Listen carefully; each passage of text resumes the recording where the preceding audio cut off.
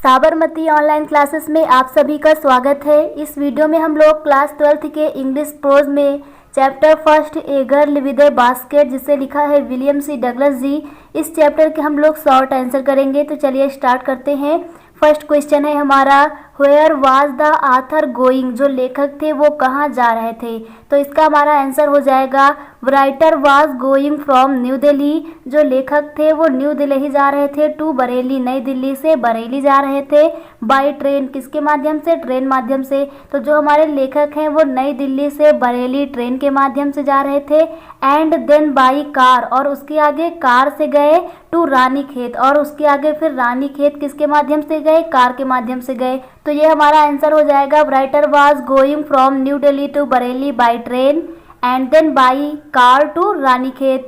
Second question देखते हैं। Second question है, हु वेयर दीज चिल्ड्रेन, वे बच्चे कौन थे, हु कौन थे, वे बच्चे कौन थे।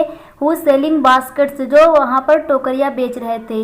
तो वे बच्चे कौन थे जो वहाँ पर टोकरियाँ बेच रहे थे। तो इसका आंसर हम लोग लिखेंगे दीज वेयर रिफ्यूजी चिल्ड्रेन, वो क्या थे, शरणार्थियों के बच्चे थे। रिफ्यूजी चिल्ड्रेन मीन्स होता है शरणार्थियों के बच्चे। तो वे बच्चे जो थे वो शरणार्थियों के बच्चे थे। हु केम टू इंडिया, जो भारत आए थे, फ्रॉम पाकिस्तान, जो पाकिस्तान से भारत आए थे, with the time of partition, partition means होता है बंटवारा, पार्टीशन मीन्स क्या होता है, बंटवारा। तो जो बंटवारे के समय, किसके बंटवारे के समय, between India and Pakistan, Bharat और पाकिस्तान के बंटवारे के समय जो भारत आए थे, कहाँ से, पाकिस्तान से। कब, इन 1950, यानी कि 1950 ईस्वी में। तो हमारा आंसर हो जाएगा these were refugee childrens who came to India from Pakistan with the time of partition between India and Pakistan in 1950। Third question देखते हैं। थर्ड क्वेश्चन है, what were the children selling at the railway station, जो बच्चे थे वो railway station पर क्या बेच रहे थे। तो इसका आंसर हम लोग लिखेंगे दे वेयर पुअर रिफ्यूजी चिल्ड्रेन, वो जो बच्चे थे वो गरीब शरणार्थियों के बच्चे थे। दे वेयर सेलिंग, वे वहाँ पर बेच रहे थे क्या, बास्केट्स, यानी टोकरियाँ बेच रहे थे।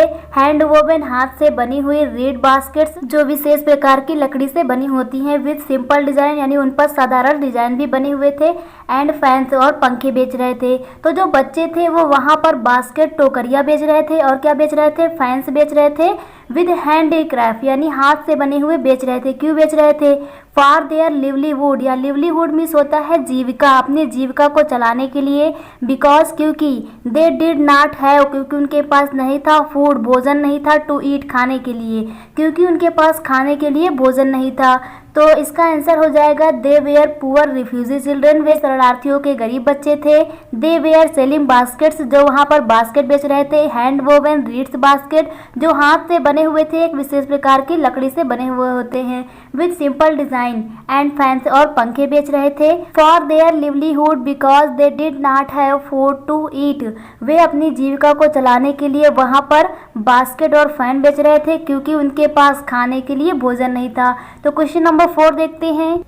क्वेश्चन नंबर 4 दिया गया है, why did the refugee children descendant like locates on the writer, जो बच्चे थे रिफ्यूजी चिल्ड्रेन, जो शरणार्थियों के बच्चे थे, डिसेंडेंट मिस होता है घेर लेना, लाइक लोकेट्स मिस होता है टिड्डियों की तरह। तो जो गरीब रिफ्यूजी बच्चे थे उन्होंने राइटर को, लेखक को, लोकेट्स, टिड्डियों की भांति क्यों घेर रखा था। तो इसका आंसर देखते हैं, the children were very poor, वे बच्चे बहुत गरीब थे। And the author was an big rich American, और जो आथर थे, जो लेखक थे, वो क्या थे, एक अमीर अमेरिकन थे, अमेरिकी थे। So author was a big market, इसलिए जो आथर थे, जो लेखक थे, was a big market for them, उनके लिए एक बड़े ग्राहक थे। तो जो आथर थे वो शरणार्थियों के बच्चे के लिए क्या थे, एक बड़े ग्राहक थे। सो दे डिसेंडेड, इसलिए उन्होंने घेर रखा था, लाइक लोकेट्स, टिड्डियों की भांति, ऑन हिम, उनको। इसलिए जो शरणार्थियों के बच्चे थे उन्होंने आथर को टिड्डियों की भांति घेर रखा था। फॉर सेलिंग देयर फैंस, अपने पंखों को, एंड बास्केट्स, अपने टोकरियों को बेचने के लिए उन्होंने आथर को टिड्डियों की भांति घेर रखा था। तो ये हमारा क्वेश्चन नंबर 4 हो जाएगा। क्वेश्चन नंबर 5 देखते हैं। What force the writer two by the little girl basket, जो आथर थे, लेखक थे, उनको क्या चीज़ फोर्स कर रहा था, क्या चीज़ दबाव बना रहा था उन पे टू बाई खरीदने के लिए। द लिटिल गर्ल बास्केट, जो छोटी बच्ची थी उसकी टोकरी को खरीदने के लिए जो लेखक थे उन पर क्या दबाव पड़ रहा था। तो इसका आंसर हम लोग लिखेंगे राइटर रियलाइज, जो लेखक है उनको एहसास हो जाता है at once what happen I had given, कि उन्होंने क्या गलती कर दी है और क्या दे दिया है। दिस 9-year-old गर्ल, यह छोटी बच्ची जो है 9 वर्ष की है। ड्रेस्ड इन रेज, इसने गंदे कपड़े पहन रखे हैं। विद ऑल द प्राइड, अपने पूरे गर्व के साथ। हैंडेड द मनी, वो पैसे को लेती है। बैक टू द राइटर, और लेखक को वापस कर देती है।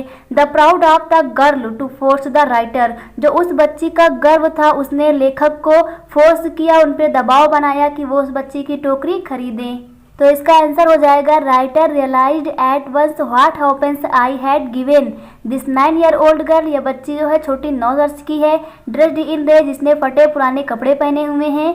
विद ऑल द प्राइड, फिर भी अपने पूरे गर्व के साथ। हैंडेड द मनी, पैसे को ले करके अपने हाथों में। बैक टू द राइटर, लेखक को वापस कर देती है। The proud of girl to force the writer, जो उस छोटी बच्ची का गर्व था वही लेखक को फोर्स करता है कि वो उस बच्ची की टोकरी को, बास्केट को खरीदें।